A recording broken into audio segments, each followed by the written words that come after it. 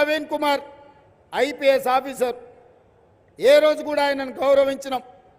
ఆయన ఉద్యోగం రాజీనామా చేసినప్పుడు, ఆయన ఉద్యోగంలో ఉండి చంద్రశేఖరరావు ఆయనను ఇబ్బంది పెట్టినప్పుడు మేమందరం ప్రవీణ్ కుమార్ గారికి అండగా నిలబడ్డాం.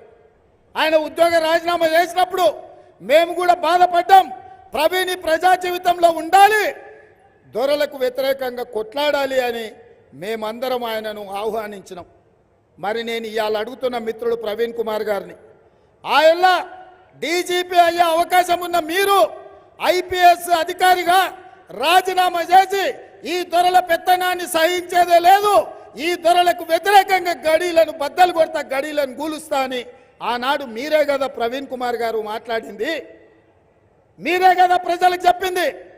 ప్రభుత్వ అధికారిగా నన్ను పని చేయనిస్తలేడు చంద్రశేఖరరావు, అందుకే ఈ ప్రభుత్వ ఉద్యోగానికి రాజీనామా చేసిన ప్రజా జీవితంలోకి వస్తున్న ప్రజల తరఫున కొట్లాడతా చంద్రశేఖరరావు గద్దె దించుతా అని చెప్పినావు కదా.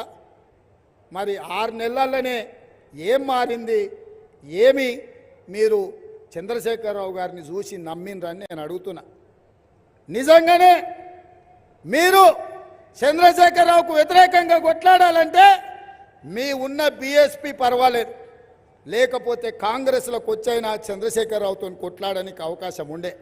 కానీ 2 కాదని ఎవరికైతే వ్యతిరేకంగా మీరు రాజీనామా చేసిండ్రో, ఎవరినైతే 4 కోట్ల తెలంగాణ ప్రజలు తిరస్కరించి 100 మీటర్ల గోతి తీసి పాతి పెట్టిర్రో, ఇవాళ నువ్వు మళ్ళా సమాధుల కాడ పోయి ఆ సమాధులకు పూల దండలేసి సమాధిలో పాతుకుపోయిన చంద్రశేఖరరావును ఎందుకు భుజాల మీద పెట్టి మోసుకొని తిరగాలనుకుంటున్నావు మిత్రమా అని నేను అడుగుతున్నా.